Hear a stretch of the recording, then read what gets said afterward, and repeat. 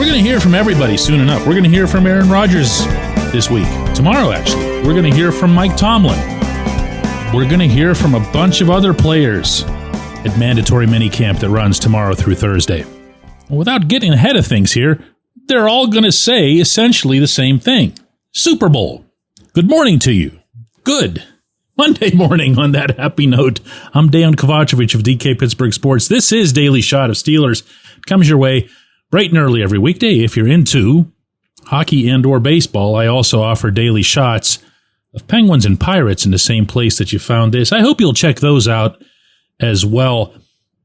In addition to the first formal practice of the first formal you gotta be here get together of the summer, tomorrow offers the first real opportunity, at least in my eyes, for everybody inside and outside the Steelers world to try, really for the first time, to come to grips with what the 2025 season is supposed to represent.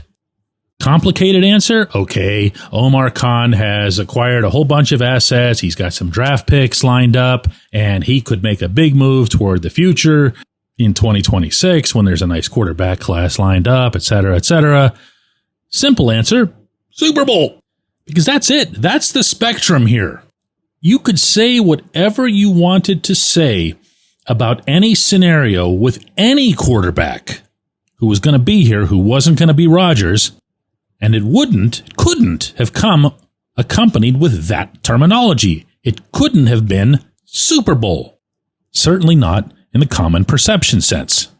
But now that he's here, now that the move's been made, now that he's going to be out there running the plays, and he's going to be getting to know his teammates and his coaches, working directly with Arthur Smith and Mike Tomlin. And now that he's going to be doing so on a one-year contract with a base $10 million salary, which for someone of Rodgers' pedigree is tantamount to playing for free. I mean, it actually is, regardless of his age. What you have there is a hard one-year commitment from that player that's already, by the way, off to a good start with the amount of cap hit that he agreed to take. What you'd want to see next, and I'd be kind of surprised if you didn't, is that he would assimilate absolutely as much as he can over these next 3 days, because as I've been sharing with you guys for a while now, the following 5 weeks are forget about it. Everybody's gone. They vamoose all over the planet, all over the planet's beaches, to be specific. So these 72 hours that begin tomorrow are going to be kind of a big deal. So he's here, he signs, he assimilates. What happens next? You know, like what happens that bridges that chasm between what I just described over the next 72 hours and, you know, Super Bowl? Because one consistency throughout this whole Rodgers discussion, debate that we've been having for months is this. Are the Steelers a Super Bowl team? Obviously, meaning right now, 2025, if Rodgers is added at quarterback. If they are, then of course it makes sense. Why? Because every move that you make that's legitimately toward a championship, I say this in all sports and I say it all the time, is the right move. But the key point in there is legitimately. If I say that if the Penguins are going to add Sidney Crosby, they're going to win the Stanley Cup, no. If I say that the Pirates are going to add Paul Skeens and they're going to win the World Series, also really no. So what is it about the Steelers that should make this scenario plausible? And I really want to emphasize this. I'm not talking about how the fans think or how people in my line of work think or anybody on the outside. In fact, I really don't even care that much what they think about this. I'm talking reality here. What makes this group of Steelers with this quarterback a Super Bowl contender? You can do this with a general feel. You can do this by dividing up the individual facets. Do the Steelers have a Super Bowl running game? They do not. Do the Steelers have a Super Bowl offensive line, whether they're run blocking or pass blocking? They do not. Do the Steelers have a Super Bowl wide receiver core? They've added DK Metcalf. That's an upgrade over George Pickens, both on and off the field. But still, the correct answer is they do not. Do the Steelers have Super Bowl tight ends? I can start digging in a little bit deeper. When I think of game-breaking, carry you through the playoffs tight ends, I'm thinking of Travis Kelce. I'm thinking of Rob Gronkowski. Respectfully and lovingly and all that other stuff, I'm not thinking of that when I think of Pat Freiermuth, Darnell Washington. And before I go to the defense, as I'm looking at the quarterback, do the Steelers have a Super Bowl caliber quarterback? Sure they do, if you're rewinding the clock a few years. If you look at Rodgers' statistics from 2022 onward, you will see, in order, a 91.1 passer rating. The year he was hurt, that was 2023. And then this past season, a 90.5 passer rating. Still a nice touchdown to interception ratio of 54-13 over the 2 seasons where he was healthy. But he is at a different stage of his career than the brilliance for which he'd been known before that. When I say before that, I don't have to go back very far. To his credit, that's 2021 when he threw for 4,115 yards, 37 touchdowns, 4 interceptions. Unbelievable year and a 111.9 rating. But that was then. This is now. On the defensive side, is this a Super Bowl run defense? Well, I would say that there have been some steps taken to address that, but no, obviously it is not. Is this a Super Bowl group of inside linebackers? No, it's not. Is this a Super Bowl secondary? There are parts of this secondary that I really, really like.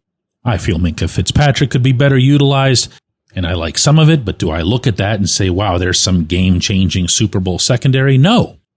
So what's left? Edge rushers. Do the Steelers have Super Bowl edge rushers? The answer from me is yes, absolutely.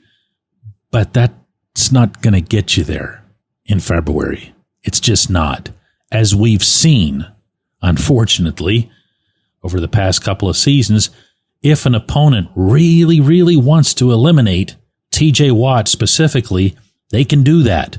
They can cheat, they can hold, they can chip, they can outright double team. Those are answers that the Steelers have to come up with, but the biggest part of that answer is having a more well-rounded overall defense. You know, a Super Bowl defense.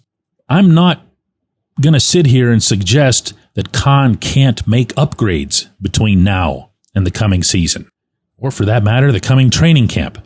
But I am going to say that he's going to have to roll up his sleeves for anybody, anywhere, including on the inside, to take seriously that this season's going to be what they now have to hope it will be. When we come back, J1Q. Luxenberg, Garbett, Kelly & George is a personal injury law firm in Western Pennsylvania that represents injured people in automobile accidents, workers' compensation cases, and medical malpractice claims. The attorneys at Luxenberg, Garbett, Kelly & George pride themselves in doing what they say they're going to do. It's important to them that when they make you a promise, they keep that promise. And this law firm has been keeping promises for over 80 years. Luxenberg, Garbett, Kelly & George has been AV rated. That's the highest rating a law firm can receive for legal ability and ethics. And the lawyers at the firm have been designated super lawyers, that's a real thing, for over 15 years. Rare combination there. Luxenberg, Garbett, Kelly & George has offices in Cranberry, Newcastle, Beaver Falls, Butler, and Elwood City. Learn more about them at lgkg.com or by calling 888-842-5454. Again, that's 888-842-5454.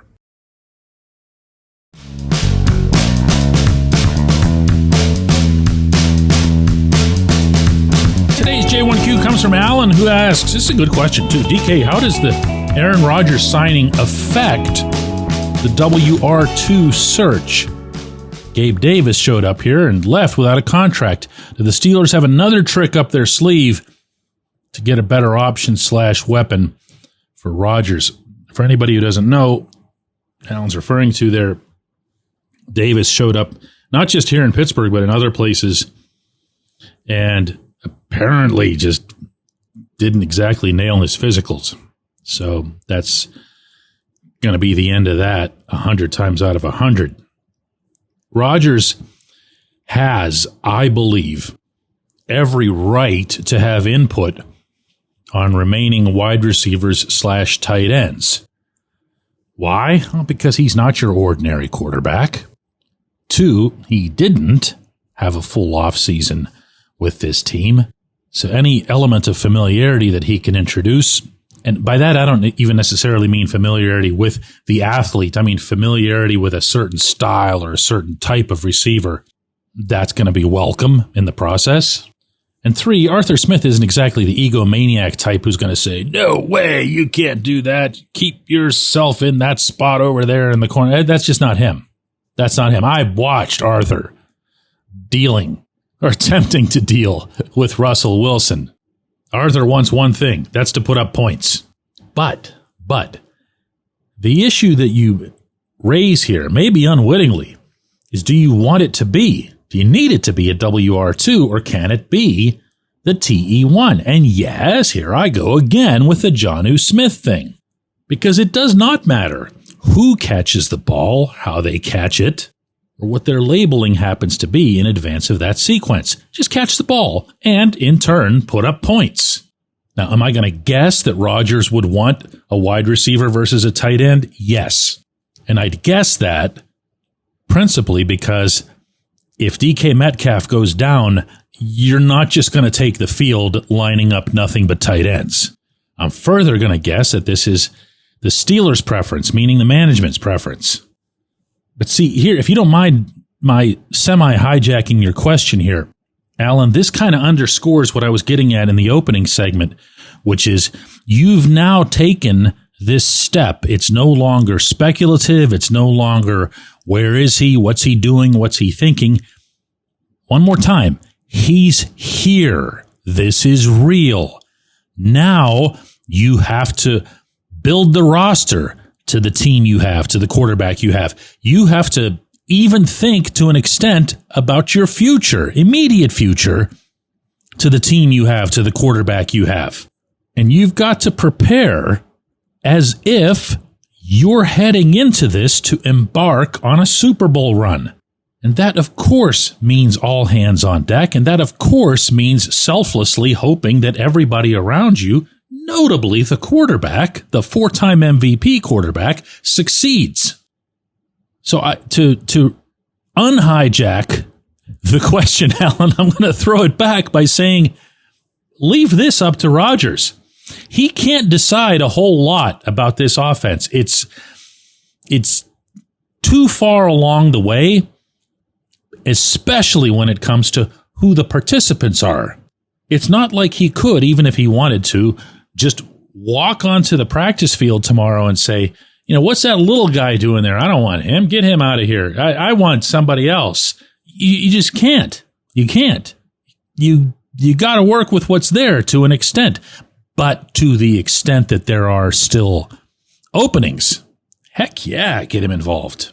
I appreciate the question. I'm glad you brought that up, Alan. I appreciate everybody listening to Daily Shot of Steelers. Don't forget, we have a live double shot of Steelers coming your way today via video. That's at 4 p.m. Eastern on both our YouTube channel and, of course, on our DK Pittsburgh Sports app and website. And then, tomorrow is kind of significant too.